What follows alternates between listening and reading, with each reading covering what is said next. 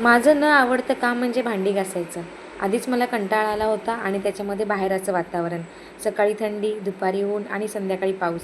याच्यामुळे आणखीन मला कंटाळा येतो. असं वाटतं सरळ झोपून घ्यावं, पण पर्याय नाही. मग निघाले किचनकडे. किचनमध्ये जाऊन बघितलं तर किचन पूर्ण पसाऱ्याने भरला होता. भांडी मांडायची होती आणि भांडी घासायची पण होती. मग काय आपल्याकडे ऑप्शन नाही घासण्याशिवाय.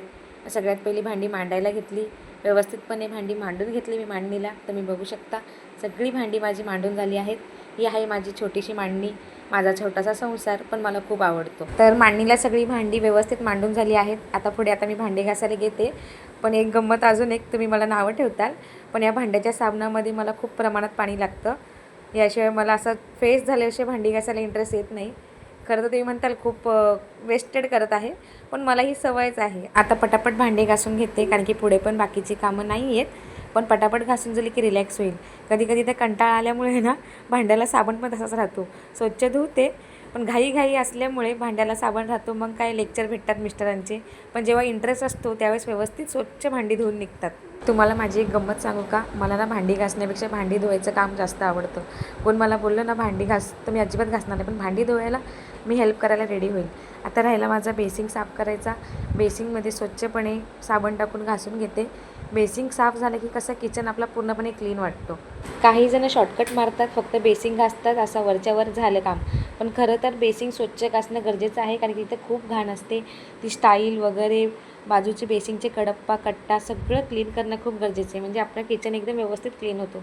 भांडी घासायचं मला कंटाळा आहे, पण बेसिंग वगैरे साफ ठेवायला मला खूप आवडतो. आता झालं माझं काम गॅस पुसायचं. गॅस वगैरे पण पुसून घेते आणि किचनचा कट्टा पण व्यवस्थित क्लीन करून घेते, म्हणजे किचन पूर्णपणे क्लीन होऊन जाईल. आता सगळीकडनं क्लीन केलं आहे.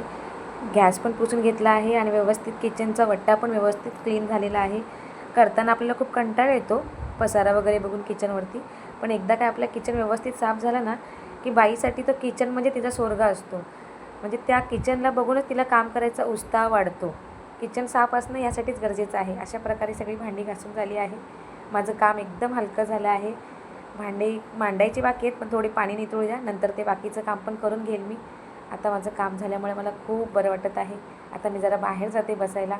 बाहेर येऊन बघते तर काय मुलांचं खेळणं चालू होतं. सगळं गाडी वगैरे काढून त्यांचं खेळणं चालू आहे. खेळू द्या त्यांचं, त्यांना खेळू द्या. पण माझं काम झाल्यामुळं मला खूप रिलॅक्स वाटत होतं. एकच काम असतं असं नाही आहे, बाकीची कामं असतात, पण सगळीच काय आपण ब्लॉगवरती टाकू शकत नाही. पण मी फक्त भांडी घासण्याचं काम टाकलेलं आहे. आता ते माझं काम झालं आहे. आता मी फ्री झाली आहे. आता मी थोडं